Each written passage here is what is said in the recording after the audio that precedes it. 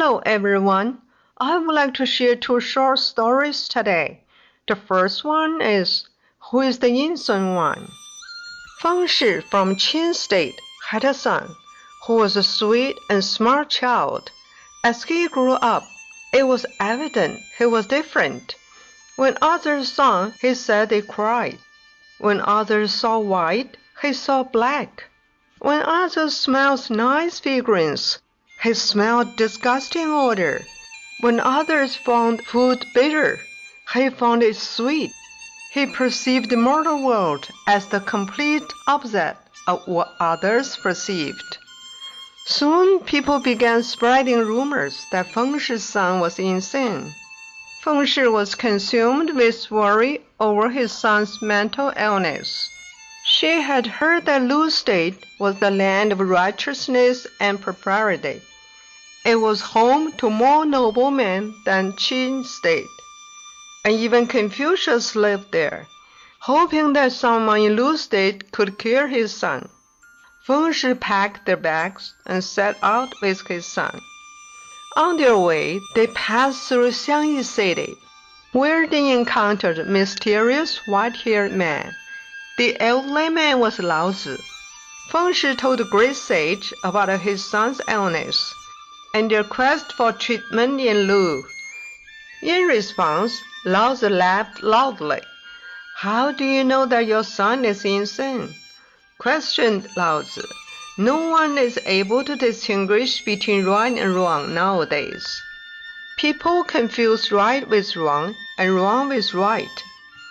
Lao Tzu continued, "Self-interest and fear of personal loss draw people to perceive the world upside down. That is true insanity. Since everyone is insane, they don't realize their insanity. If people instead spoke like your son, then you would be regarded as crazy." The so-called noblemen of Lu are the most confused. They rule by appealing to popular desires rather than common sense. Your son is clear-minded, yet you want mentally ill people to treat him. Isn't that funny?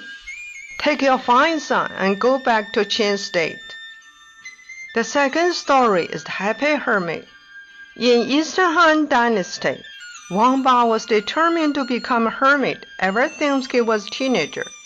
He was asked to become an official during the reign of the Emperor Guangwu of the Eastern Han Dynasty, but he declined.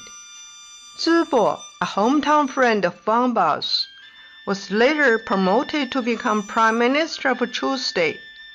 Zibo's son, a county official, was asked by his father to deliver a letter to Wang Ba. Zibo's son arrived at Wang Ba's residence on horseback, with servants in tow. Zibo's son was an exemplary gentleman, from his manners to his attire. Wang Ba's son received news that an honored guest was visiting while he was toiling in the fields.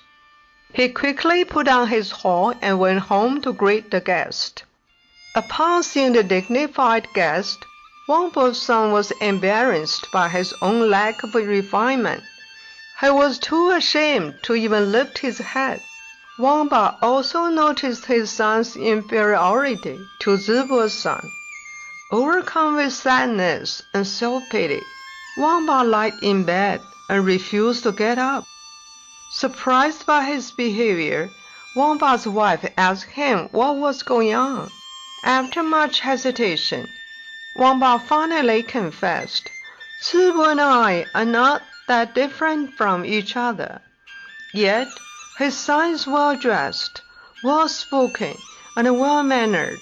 My son's unkempt, inarticulate, and oblivious to etiquette.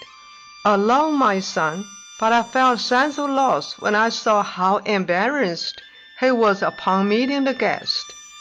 You have always yearned for spiritual cultivation.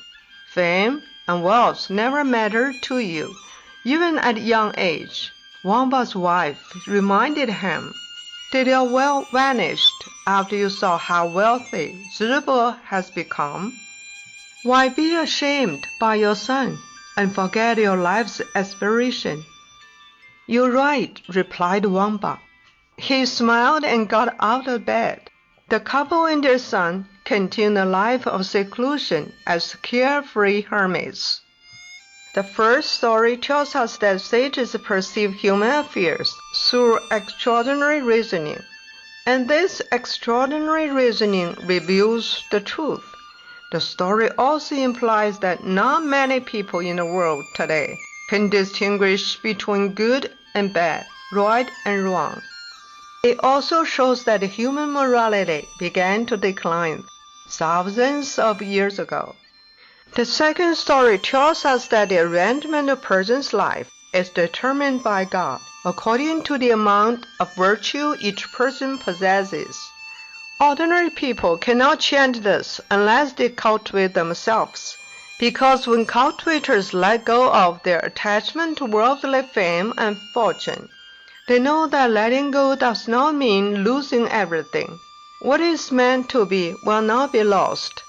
Therefore, they live more easily, have a happier mind, and are healthier. Thank you very much for listening to the story. More touching stories will be ready for you if you just subscribe it.